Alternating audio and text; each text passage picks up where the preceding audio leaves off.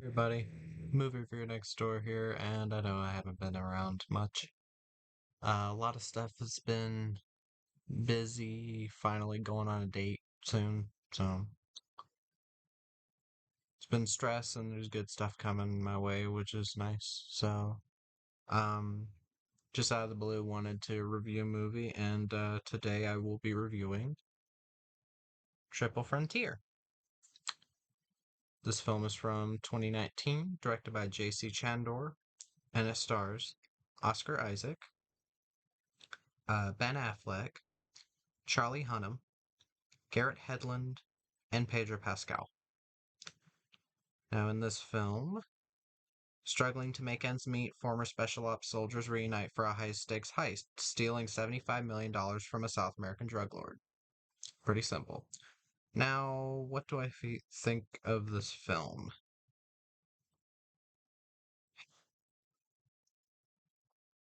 It, I don't hate it. I think it is, I think it's a decent film, but there's the caveat here.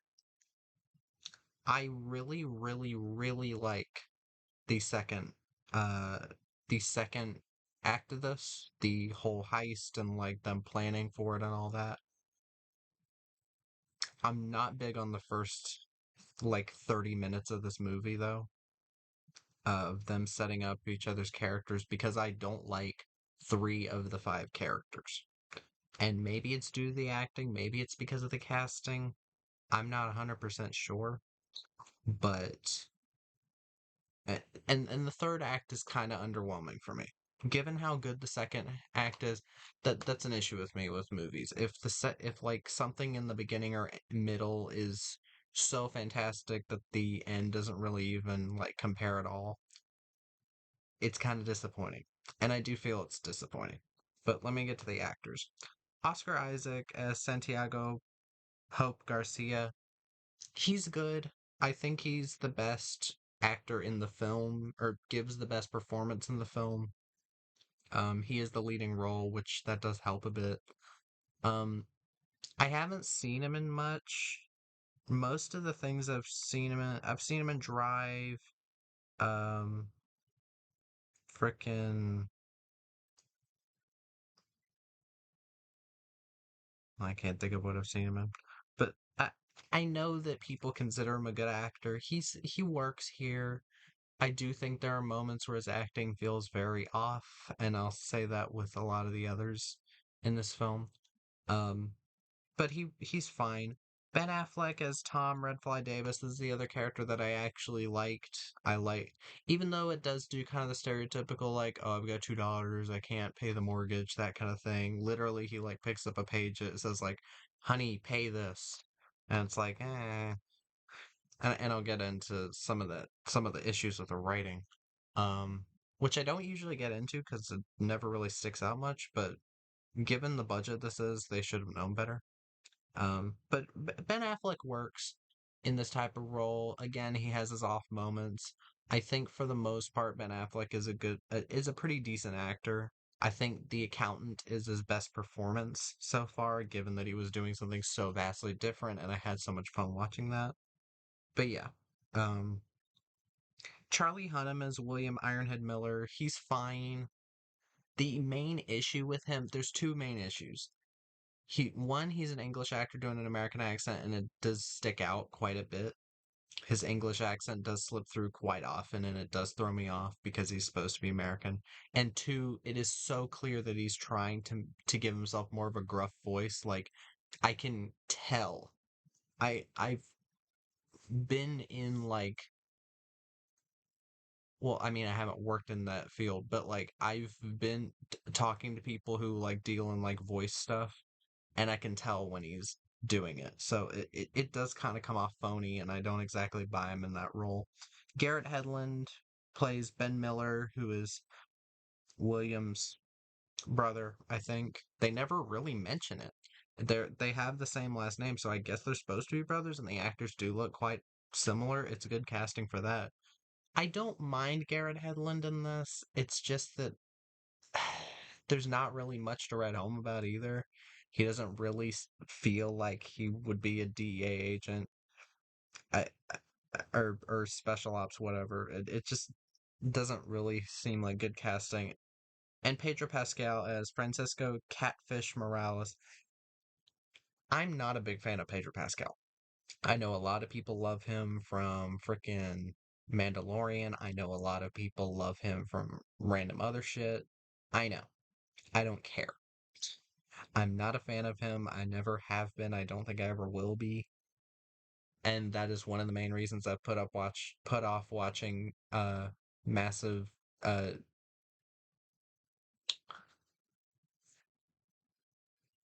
whatever the massive talent, whatever, there it is, unbearable weight of massive talent with Nicolas Cage.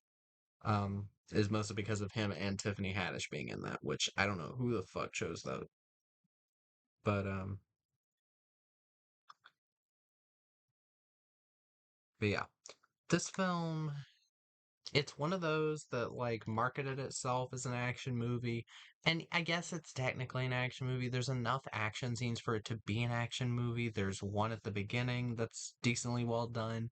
There's one there's the one while they're trying to infiltrate the drug lord's house, which is decent, and there's the freaking couple in the third act.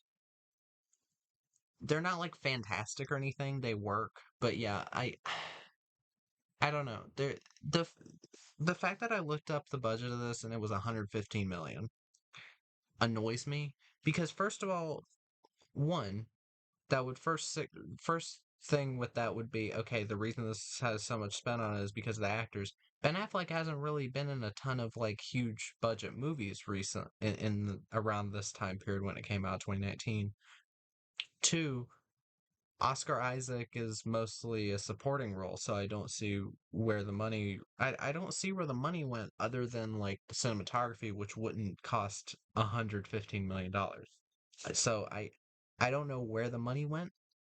Maybe like the drug lords in this movie, it's a laundering scheme. Who knows? Wouldn't surprise me. But yeah. Uh but yeah, like the best way to describe this film is it had in terms of like me giving criticism about it, the first half or the first third is quite boring. The second half is the best part of the film, and the second third, excuse me, second act is the best part of the film. The whole heist and them getting away and everything, or like planning the heist and all that. And then the last act is pretty underwhelming. If the entire film, if the first like third of the film had actually been like them getting ready for it and all that, and like developing their characters more, it would have helped because they barely developed the characters here. Even Oscar Isaac being the main character, the only thing you know about him is like, oh, he has this informant in on them, and he's trying to set up this whole heist thing. But like other than that, you don't know much about these characters. And in a film like this, where you're supposed to care when characters could easily die, it really does help to get to know about your characters. Um, and right off the bat, I did take a Blu-ray off my shelf because I wanted to recommend a movie to people who see this and aren't exactly satisfied with it. Because I have an indie, well, not indie, but lower budget film that I've always recommended to people wanting more like tactical or a bit more realistic action, not like godlike, like everybody can shoot people and not get injured, that kind of thing. All the Devil's Men with Milo Gibson, Sylvia Hooks, uh, Gebeka Aganagbe, and William Fichtner, who I love. He's not in the film much, but Milo Gibson's not bad, and the action in this is pretty plentiful. Uh, it's not too long of a movie; it's an hour and 40 minutes, and yeah, you get your whole like spy thriller type of thing, but you get great action. So I do highly recommend this to people who are disappointed in this film, given what the trailer was showing. But yeah, like it is kind of hard to talk about the pitfalls of this movie because it's kind of hard to pin it down. There are some people online that are like, this film is like a satire of like American like greed and power and the differences between us and different countries. I don't care. I hate to be mean, but and the reason I watched this was because a friend recommended it. I'm not gonna say his name, and if he approves later, I might put his name in the description. I don't know, but if he really liked, I think he really liked the film. More power to him. I again, it's not even that I hate the film. I just found it disappointing. I wish that certain roles were recast. This feels like this kind of feels like a role like Garrett. I'm trying to think of other actors that could play these roles instead of Charlie Hunnam. And I know this is like a stereotypical thing with me. If people know action actors I like, replace Charlie Hunnam with fucking Gerard Butler. Like, I would buy Gerard Butler in this type of movie, and you can still have it be like that semi serious, like down to earth thing that it's trying to do, and it can still be believable with Gerard Butler. I just didn't buy Charlie Hunnam, Garrett Hedlund, and Pedro Pascal because, well, one, Garrett Hedlund and Pedro Pascal kind of come off a little weaselly in this at times, and Charlie Hunnam again is fighting his English accent and trying to sound more gruff and trying to lower his voice during the scenes where he's talking to the other soldiers and all that, it's it, it kind of made me cringe a bit, I don't get this like I don't really try to get cynical. It's just that I do want to point out I do want to say my real thoughts. I'm not trying to like be like, oh, big budget movie is bad. No, that's not what I'm trying to do. But yeah, it's just trying to think what else I could say. Um,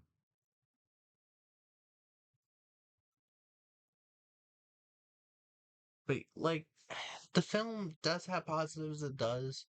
The film is very good looking, even though it does have kind of a muted color palette because it's trying to be serious and dark and down to earth. Um, and it does take a couple risks, like, well, no, I'm not gonna say that. Um, it's just that I've seen many films like this do this type of thing better. The whole like down to earth or just like a darker like action film type of thing. I could probably find one right here that I've reviewed.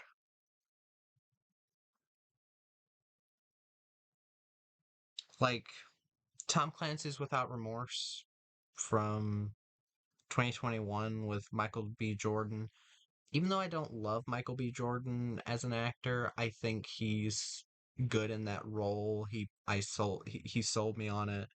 Um Frickin' The Wall from uh 2017, directed by Doug Liman, starring Aaron Taylor Johnson, uh, and John Cena. Who John Cena actually did a good job in that film. I actually did like John Cena in that, and I do own the Blu-ray over there because I really liked it. It was a Prime Video thing, so it was also a streaming movie.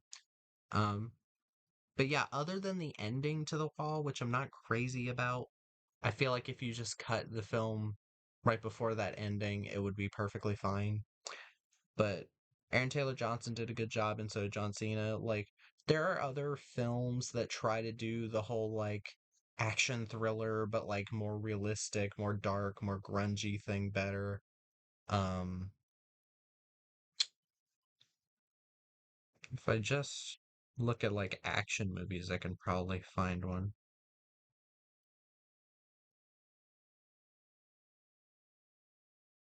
Hmm.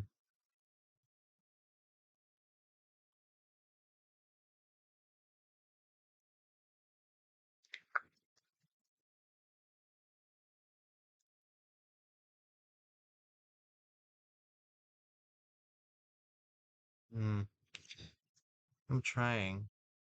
I mean, a more fun action movie, Legacy of Lies with Scott Adkins from 2020. Uh, that's a pretty underrated one. But yeah, I know this review is gonna be short because I don't have much to say about this. I Again, I'll give credit where it's due, but I gotta get to the pros and cons. Pros, again, Oscar Isaac and frickin' Ben Affleck do good jobs. Um, the score, no, no.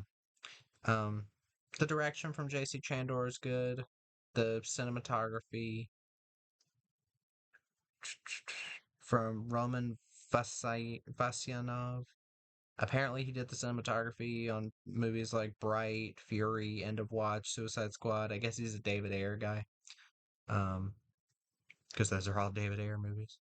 Uh, oh my God, he also did cinematography on The Wall. I'm not lying. See, he did The Wall and Triple Frontier. That's hilarious.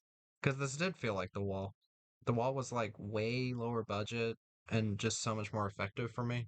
A lot more tense because the entire movie is just this like standoff. It's awesome. Um, the best parts of the film are the middle during the heist and I guess near the end of the film. They because there's actually stuff going on. Cons, again, I'm not big on Charlie Hunnam, Garrett Hedlund, or Pedro Pascal in the film. I feel like the first act and the third act are major majorly disappointing for me, given how much I liked the second act. Um, the score by Disaster Piece. I I when I first saw that, I was like, wait, that Disaster Piece that did like It Follows, which is like a very memorable, like kind of moody, atmospheric soundtrack. And then I hear the soundtrack in this, and it's kind of like generic. My thing is, I don't think it's Disaster Piece's fault that it's not that great. I think they were just the wrong pick because It Follows was like big around that time, and they also did other A24 films. Um, let me see if I let me see if I can find them. Yeah, they did Bodies, Bodies, Bodies, Under the Silver Lake, It Follows, and Marcel, the Show with Shoes On. Yeah, those are all four A24 films. And yeah, I do think they're more suited to that type of film, like elevated horror type of stuff. And I mean, Marcel was a kid's movie, and Under the Silver Lake was like a drama, I guess. I never saw it. Uh, didn't really have the want to, but yeah, they're scoring this. I don't think it's their fault, but I don't think it fits at all. Or they fit for this because it does feel like they just did a generic like Hollywood action movie soundtrack. Again, the pacing could be tightened up by like 20 minutes in this because the ending. Oh my God, I did not like the ending. Not because it's like offensive or anything, but it's like it's exactly what you think is gonna happen because this movie's like talking about like stealing and stuff, and then at the end they redeem themselves. It is kind of funny, but yeah, I I don't think I'll ever watch this movie again. I watched it because a friend wanted me to see it. I, it's not like I had the worst time ever, but yeah, I I guess it just wasn't for me. But yeah, uh, that was my review of Triple Frontier. If you like the review, like, comment, subscribe, whatever, and movie review next door.